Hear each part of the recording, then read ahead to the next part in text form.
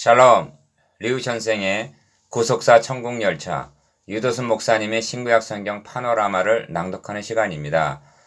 지금은 레위기 1장입니다. 그리스도의 헌신을 예표하는 번제, 요절은 3절입니다. 그 예물이 소의 번제이면 흠없는 수컷으로 회막문에서 요 앞에 연락하시도록 드릴지니라. 레위기는 5대 제사로 시작되고 있습니다. 그런데 이는 사람이 해야 할 일 같지만 실상은 모두가 하나님께서 자기 아들을 통해서 행해 주실 구속사에게 일면을 예표해 주고 있는 것입니다. 그러니까 우리가 해야 할 일이 먼저가 아니라 하나님께서 자기 아들을 통해서 행해 주실 일을 먼저 말씀하시는 것입니다. 주님은 우리가 어떻게 하여야 하나님의 일을 하오리까 하고 묻는 자들에게 하나님이 보내신 자를 믿는 것이 하나님의 일이니나 하고 대답하십니다. 요한복음 6장 28절에서 29절. 이를 행하라 하심은 이 제사제도에 함축된 구속교리를 잊지 않게 하기 위해서, 다시 말하면 메시아를 대망케 하기 위해서입니다. 1장의 중심점은 번제에 있습니다. 번제는 그리스도의 전적인 헌신을 예표하는 것으로 모든 제사의 기본이 됩니다. 제물은 드리는 자의 형편에 따라 소, 양, 염소, 비둘기 등으로 드리라 하십니다. 흠이 없어야 한다고 말씀합니다. 왜냐하면 흠없는 그리스도를 예표하기 때문입니다. 도표를 보시면 여호와께서 예물을 드리려거든 생축 중에서 소나 양으로 예물을 드릴지니라를 중심으로 첫 번째, 그 예물이 소의 번제이면, 두 번째, 연락하시도록 드릴지니라, 세 번째, 번제물의 머리에 안수할지니, 네 번째, 여호와 앞에서 잡을 것이요, 다섯 번째, 그 피를 단 사면에 뿌릴 것이요, 여섯 번째, 그 전부를 단 위에 불사르라 하십니다. 일곱 번째, 드리는 제물이 양이나 염소의 번제이면, 여덟 번째, 드리는 예물이 새 번제이면 하시면서, 아홉 번째, 이는 화제라 여호와께 향기로운 냄새니라 하십니다. 이러한 번제의 구속사적 의미가 무엇인가?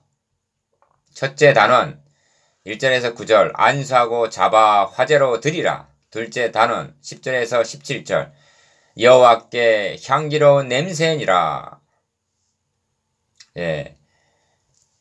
주제는 처음에 말씀드렸는데 그리스도의 헌신을 예표하는 번제.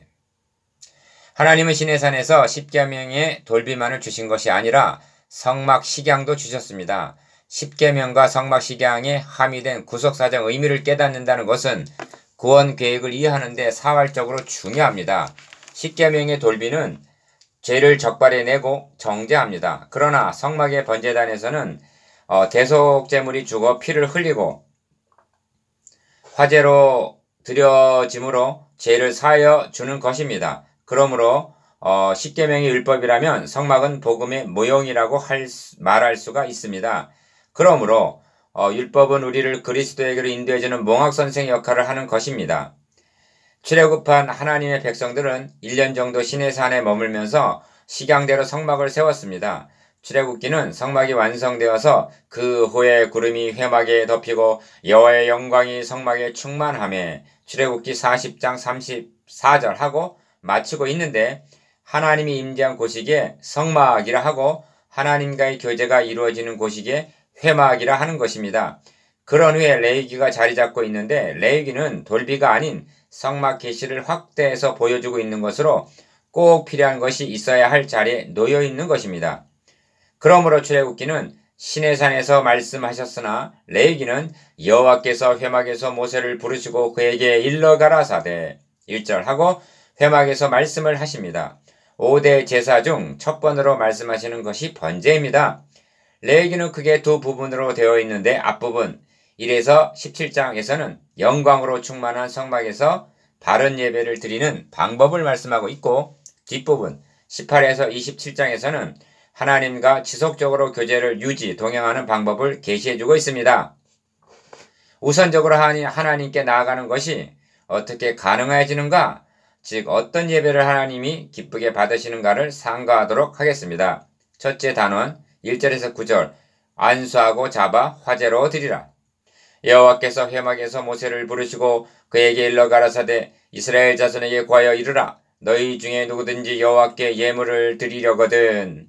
1절에서 2절 상반절 첫 말씀이 누구든지 여호와께 예물을 드리려거든 2절 상반절 하시니까 아무나 드리기만 하면 연락하시는 받기를 좋아하시는 하나님으로 알고 있지는 아니합니까? 사도 바울은 누가 주의 마음을 알아서 주를 가르치겠느냐? 그러나 우리가 그리스도의 마음을 가졌느니라 합니다. 고린도전서 2장 16절. 그러므로 예물을 드리려거든 하시는 하나님의 마음을 올바로 깨닫는 것이 첫 단추를 바로 꿰는 것이요. 일장을 바로 인식한다면 레에게 절반을 깨달은 것이라 해도 과언이 아닙니다. 그러므로 조급해하지 마시고 이 확고하게 되기를 바랍니다.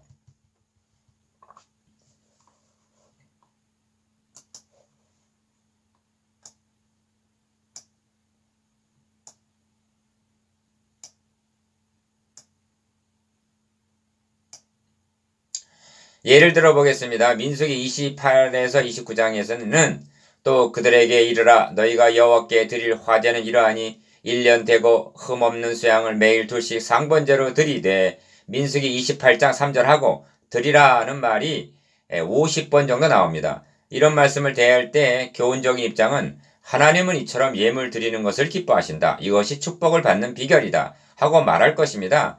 그러나 구속사의 관점은 본문을 통해서 받고자 하는 하나님이 아니라 주시고자 하는 하나님의 사랑을 증거하게 되는 것입니다. 언제까지 유월절을 지키고 속죄제를 드려야 하는가? 언제까지 조석으로 상번제를 드려야 하는가? 하나님의 아들 그리스도께서 자신을 대속제물로 단번에 드려주실 때까지입니다. 이런 맥락에서 드리라 하시는 하나님의 의중에는 자기 아들을 아끼지 아니하시고 우리 모든 사람을 위하여 내어주시려는 로마서 8장 32절의 사랑과 은혜와 복음이 함의되어 있는 것입니다. 다만 의문이라는 수건에 가려져 있을 뿐입니다.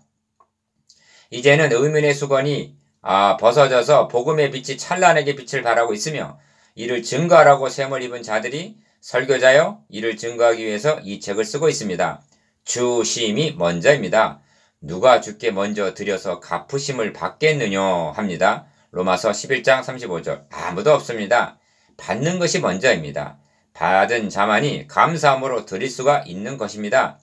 생축 중에서 소나 양으로 예물을 드릴지니라 하십니다. 2절 하반절. 구약 성경에 등장하는 첫 제사가 아벨은 양의 첫 새끼와 그 기름으로 드렸더니 여호와께서 아벨과 그 제물을 연락하셨다는 기록입니다. 창세기 4장 4절. 이 말씀을 대할 때마다 마땅히 물어야만 합니다. 창조주 하나님 천지의 대주제이신 하나님이 소나 양이나 염소를 잡아드리는 제사를 기쁘게 받으신단 말인가? 하나님은 대답하십니다. 내가 너의 집에서 수소나 너의 우리에서 수염사를 취치 아니하리니 이는 살림의 짐승들과 천산의 생축이 다 내 것이라 내가 수소의 고기를 먹으며 염소의 피를 마시겠느냐? 하십니다. 시편 59편 9절에서 10절 13절. 성경에 등장하는 제사가 그리스도의 대속을 예표하는 것이 아니라면 아무 의미가 없을 뿐만이 아니라 도리어 우상숭배 이사야 66장 3절과 같아서 하나님을 모독하는 일이 될 것입니다. 생각해 보십시오. 창조주 하나님 천지의 대주제가 되시는 하나님께 돼지머리를 놓고 구술하듯 하는 것이 가당하기나 한 것인가를 그리스도의 구속사역을 이 방법 외에는 달리는 보여주실 방도가 없었던 것입니다. 그 예물이 소의 번제이며 흠없는 숫꽃으로 회막문에서 여호와 앞에 연락하시도록 드릴지니라 합니다. 3절. 숫소를 드리라 하심은 목축업에 종사하는 저들이 드릴 수 있는 최상의 제물이기 때문입니다. 우선적으로 번제의 의미를 생각해 보아야만 하겠습니다. 앞으로 상고하게 되겠습니다만 하나님의 명하신 제사에는 번제, 소제, 화목제, 속죄제, 속건제 등 5대 제사가 있습니다. 이는 모두 다 그리스도께서 이루어 주실 구속사역에 대한 일면을 예표해주고 있습니다. 하나님의 아들 그리스도께서 담당하실 구속사역을 어느 한 제사의 예표로는 다 표현할 수가 없었던 것입니다. 첫 번으로 말씀하는 번제는 제물 전체를 화제로 드리는 것으로 전적인 헌신을 상징합니다. 그리스도께서 십자가에 달려 죽으시기까지 하신 것은 최우선적으로 나의 원대로 마옵시고 아버지의 원대로 하옵소서 마태복음 26장 39절이라고 말씀한 아버지의 뜻에 복종하신 번제, 헌신임을 유념해야만 합니다. 이는 순종이라는 단순한 의미만이 있는 것이 아닙니다. 주님은 십자가를 앞에 놓고 아버지여 아버지의 이름을 영광스럽게 하옵소서 요한복음 12장 28절 하고 기도를 하셨습니다. 무슨 뜻인가?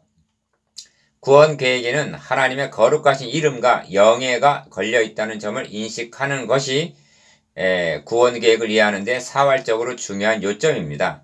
한 사람으로 말미암아 세상에 죄가 들어오므로 하나님이 보시기에 심히 좋았더라 하신 첫 창조가 파괴당했을 때 하나님의 거룩하신 이름이 더럽힘을 받으셨던 것입니다. 에스겔 36장 22절에서 23절.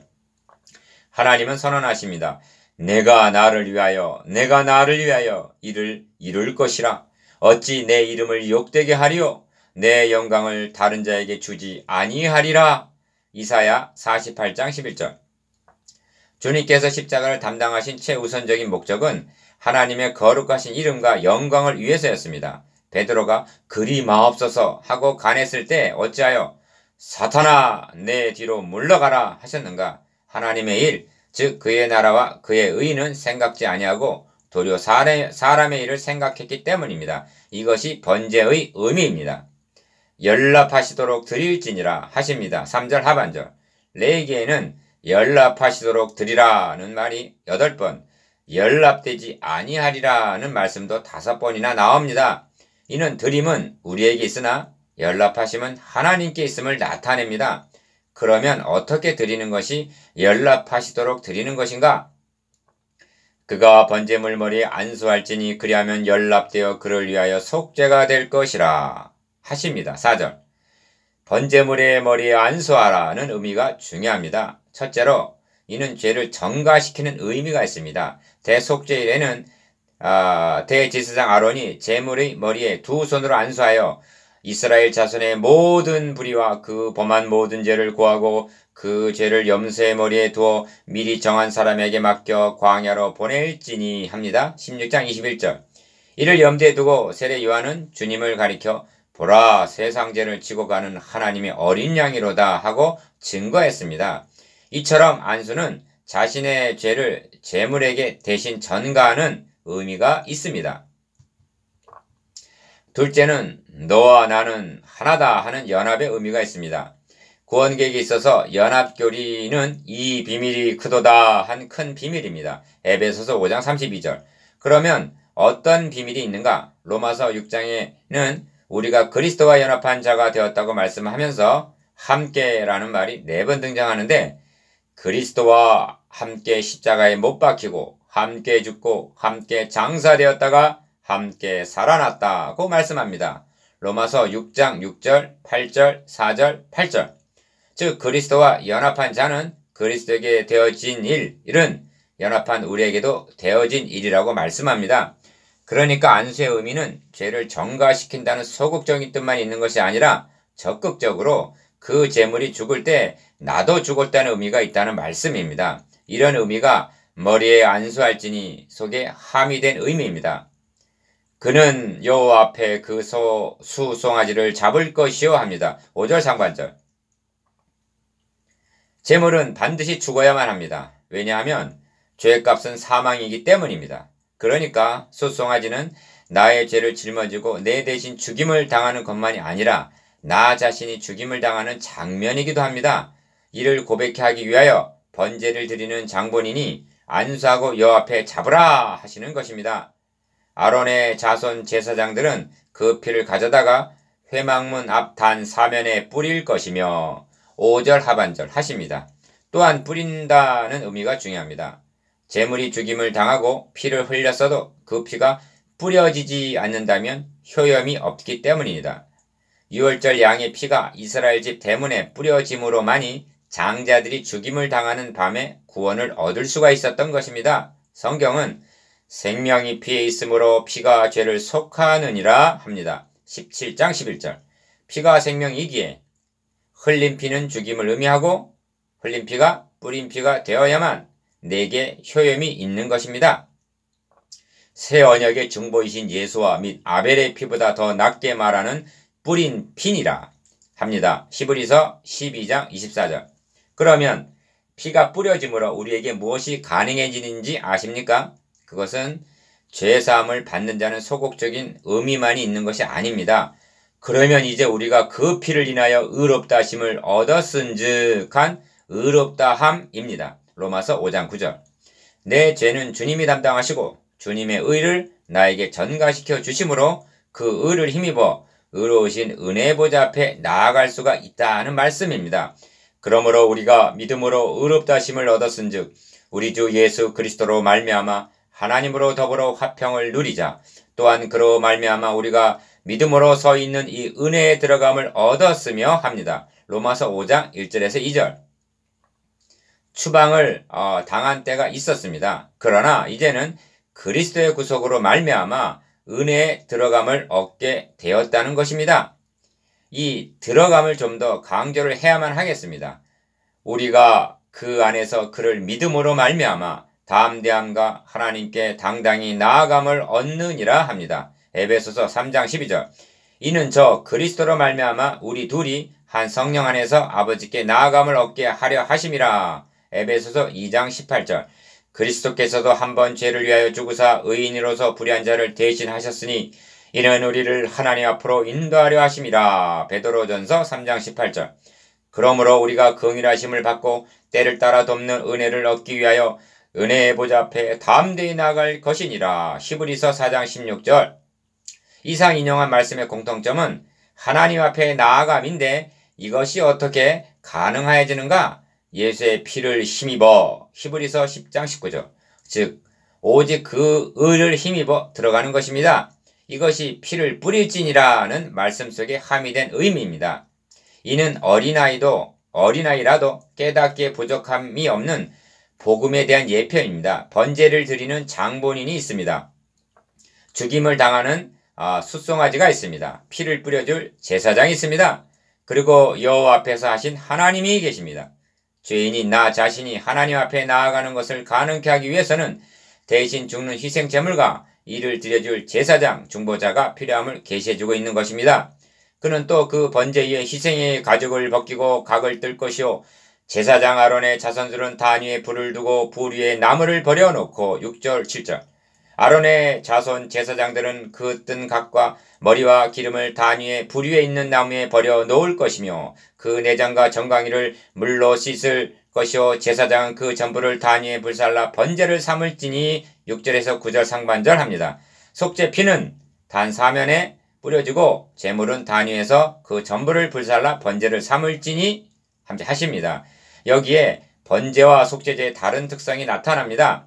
번제는 머리, 내장, 정강이 모두를 단 위에 불사르라 하시는데 이는 전적인 헌신을 나타냅니다.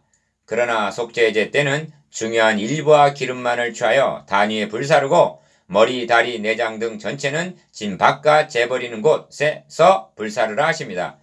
4장 11절에서 12절. 그것은 죄를 상징하는 속죄제이기 때문에 멀리 버려야 하기 때문입니다.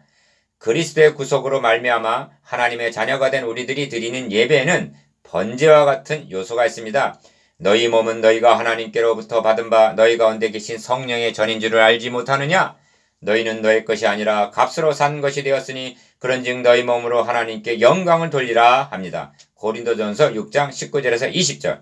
그런즉 너희가 먹든지 마시든지 무엇을 하든지 다 하나님의 영광을 위하여 하라 하십니다. 고린도전서 10장 31절. 이것이 번제의 삶입니다.